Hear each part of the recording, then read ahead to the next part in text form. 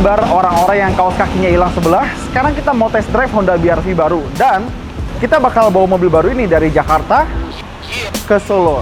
Ya, kita pengen tahu gimana rasanya nyetir Honda BR-V baru kalau kita lewat tol atau kita bawa road trip. Simak terus.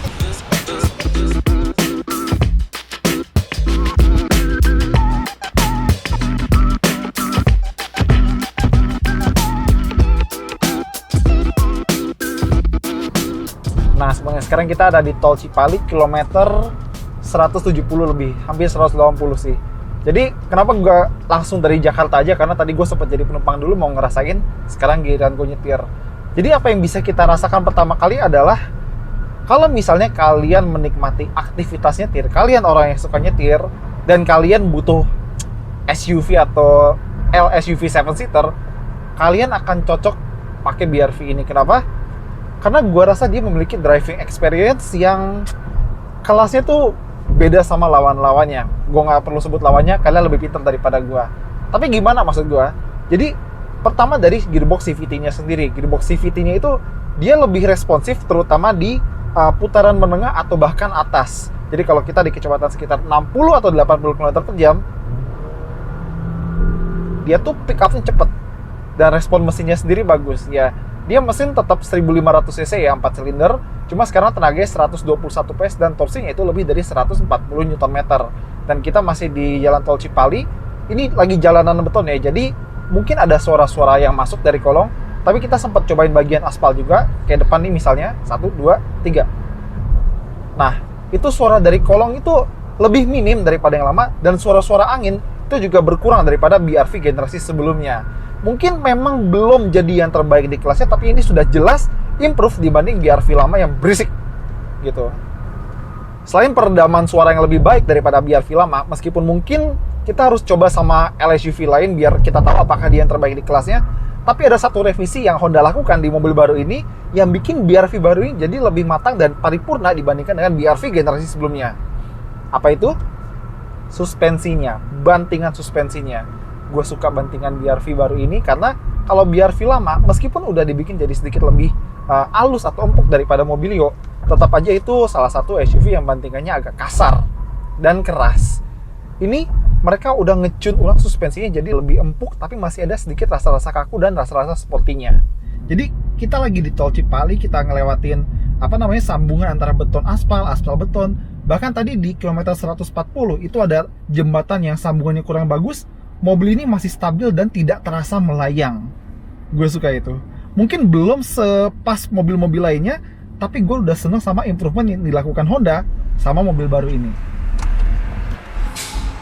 Oke, kita udah bayar tol. Mumpung lagi kecepatan terendah, kita coba lagi CVT-nya. Kick down.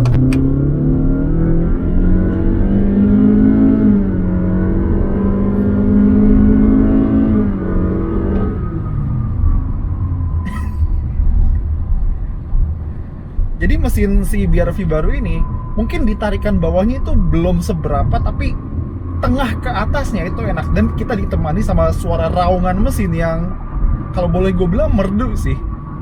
Apa ini VTEC jenis baru? Menarik. Terus hal lain yang membaik di BR-V baru ini itu adalah setirnya. Jadi selain diameternya pas, terus gripnya atau genggamannya juga enak, respon dan akurasinya itu juga bagus. Jadi kita belokin dikit-dikit aja kayak gini, dia tuh udah mulai nurut, hidungnya tuh langsung ngikut dan tidak banyak body roll di mobil ini. Selain itu dia juga kayaknya bannya baru ya, jadi cengkeramannya lebih bagus. Dan karena wheel tracknya atau jarak roda kiri kanan itu lebih lebar, dia tetap kerasa stabil meskipun di kecepatan tinggi. Ini benar-benar kalau misalnya kalian emang suka nyetir atau menghargai aktivitas mengemudi sebagai sebuah terapi, asik. Ini adalah salah satu mobil yang akan menyenangkan kalian, seperti itu. Tapi bukan berarti mobil ini semuanya baik ya. Pertama, kalau misalnya menurut gue desain dashboardnya tuh B aja ya, terutama kalau kita lihat di pintu masih agak sedikit goyang, di sebelah sini juga agak sedikit goyang. Terus ya untuk misalnya hal-hal lainnya nanti kita cobain, begitu kita bisa pinjam unit tes mobil ini untuk lebih lama lagi. Tapi sekarang kita mau bahas Honda Sensing-nya. Jadi gue senang acara ini, mereka ngajakin kita ke Solo buat nyobain tol Cipali dan nyobain Honda Sensing di tol. Gue suka, kenapa? Kita bisa cobain adaptif cruise controlnya. Tinggal tekan tombol di sini dan ada 4 settingan jarak yang bisa kita atur. Deket, menengah, jauh, atau agak jauh lagi. Dan dia tuh mengurangi dan menambah kecepatannya itu halus. Jadi misalnya ada mobil depan ngerem, kita ikut ngerem, dia ngerem secara halus. Mobil depan maju, kita juga ikut maju secara halus juga. Dan nggak cuma dari adaptive cruise control-nya aja, setirnya itu dia juga membaca marka jalan dan koreksinya itu juga halus. Nggak kayak ngelawan kita banget gitu tuh, dia cuma kayak dipinggirin pelan-pelan, ditengahin pelan-pelan, biar kita nggak keluar garis nyetirnya. Kalau beberapa brand kan sistem safety-nya atau kayak road departure mitigation-nya atau lane keep assist-nya, dia kayak muter setirnya tuh maksa, ini nggak. Ini halus gitu. Bagus. Terus dia juga punya rem otomatis ya, dan gue nggak mau cobain sekarang, eman-eman, sayang nyawa. Tapi untuk sementara kita bisa laporkan kalau adaptive cruise control dan lane keep assist-nya bekerja dengan sangat baik. Tapi ada catatan, adaptive cruise control-nya nggak bisa dipakai buat macet-macetan. Di bawah 25 km/jam, sistemnya otomatis mati dan kita harus ambil alih sendiri. Terus kalau konsumsi bensin, dari tadi kita ngebut terus dengan kecepatan 3 digit, kita dapat di MID itu 16,7 atau 16,6 km per liter.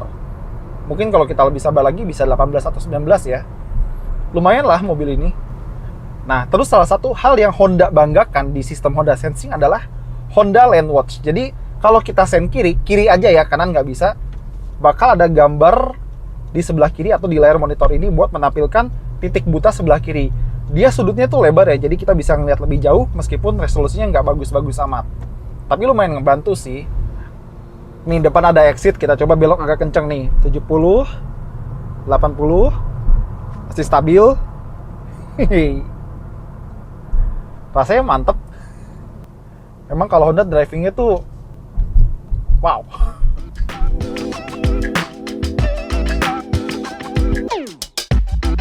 Meskipun peredaman bagian kolong dan samping Honda BR-V baru ini sudah jauh lebih baik daripada yang kemarin, tapi begitu hujan deras, suara hujannya masih kedengeran, terutama dari atap baris kedua dan ketiga. Tapi ini hujannya emang deras banget kayak badai, jadi mungkin bukan salah mobilnya, cuma hujannya aja yang terlalu besar.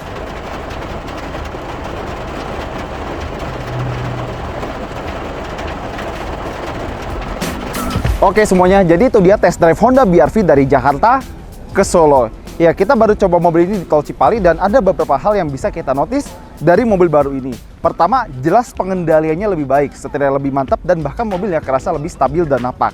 Kedua, soundproofingnya memang ada improvement dibandingkan dengan generasi sebelumnya. Bahkan, bantingan suspensinya juga tidak sekasar mobil sebelumnya. Kalau BR-V lama kan kasar banget, ini tidak begitu. Tapi kita bakal coba mobil ini lebih lama lagi, nanti kita pinjam kalau bisa, buat kita aduin lebih jauh dengan kompetitor atau generasi sebelumnya kalau bisa, atau kita bawa di dalam kota buat tahu gimana rasanya. Oke, thank you banget udah nonton, jangan lupa jempolnya, jangan lupa komentar ya, dan jangan lupa di subscribe. Saya Satrio, pamit undur diri, see you. Ntar ya.